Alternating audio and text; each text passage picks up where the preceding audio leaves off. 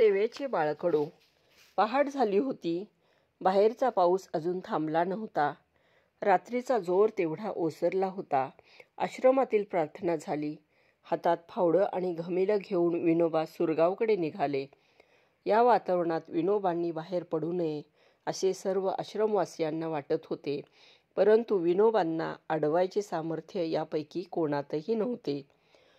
विनोबांचे आश्रमाबाहेर पाऊस पडताच पावसाने जोर धरला, तरी ते चालतच राहिले. सूर गावात शिरताच एक पाण्याचा प्रवाह खोल भूभागातून वाहत जात होता. सूरगावात प्रवेश करणे अशक्य झाले होते. पाऊस अधिकाधिक वाढत होता, तरीही विनोबा त्या प्रवाहात उतरले आणि काही पावले चालले सुद्धा. चालता चालता त्यांच्या कमरेपर्यंत पाण्याचा प्रवाह आला. पायाखालची जमीन बुळबुळीत झालेली. इच्छा असूनही त्यांना पुढे जाता येईना. पलीकडच्या काठावर चिंतातूर होऊन सूरगावातले ग्रामस्थ उभे होते. विनोबांनी तो प्रवाह पार करण्याचा धोका पत्करू नये अशी त्यांची प्रार्थना होती. अखेर निसर्गाच्या रौद्र रूपापुढे नतमस्तक होऊन ते माघारी फिरले. माघारी फिरता फिरता गावकऱ्यांना उद्देशून ते मोठ्या आवाजात उद्गारले, "जन हो, सूरगावच्या मंदिरातल्या परमेश्वराला सांगून या बरे. गावचा भंगी आला होता, पण नाल्यातल्या पाण्याने जोर पकडल्यामुळे आज तो गावात येऊ शकला नाही. पण उद्या मात्र दुसरा रस्ता शोधून तो जरूर येईल." मग विनोबा रोजच भर पावसात सूरगावी जाऊ लागले.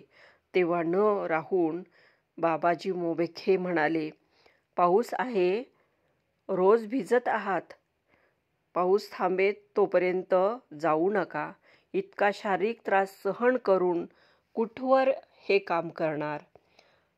मोघ्यांच्या मुखातले चिंतायुक्त शब्द ऐकून विनोबा स्वतःशीच हसून उद्गारले, "कमीत कमी 20 वर्ष.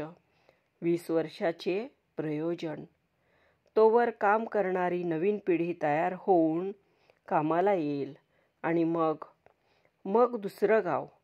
सूरगावात रोज रोज जाऊन विनोबा सफाई करीत होते.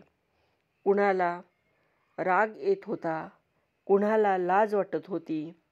पण एके दिवशी चमत्कार घडला. नेहमीप्रमाणे हातात फावडं आणि घमेलं घेऊन तुकोबांचा अभंग गात विनोबा सूरगावात नाला पार करून आले आणि ते चकित झाले. त्यांना सारा गाव धुतल्यासारखा चकचकीत आणि लखलखीत दिसून आला. ते पाहून त्यांचे ऊर भरून आले, कंठ दाटून आला आणि डोळे आनंदाश्रूंनी डबडबून गेले. स्वच्छ धुतलेले कपडे घालून लोक विनोबांच्या पायावर डोके ठेवायला गर्दी करू लागले. अखंड बोलणारी विनोबा गहिवरल्या स्वरात उद्गारले, "आज काय आहे हे सारे? बाबा, गावात गणेश उत्सव होणार आहे. तुम्हालाही यायचंय." भारावलेले विनोबा शब्दही न बोलता माघारी परतले. त्यांना माघारी परतलेले पाहून मोघेंनी आश्चर्याने प्रश्न केला, "आज लवकर परतलात?"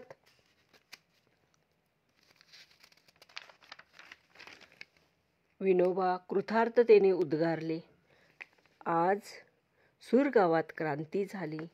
गाव शहाणं झालं. आता उद्यापासून नवीन गाव."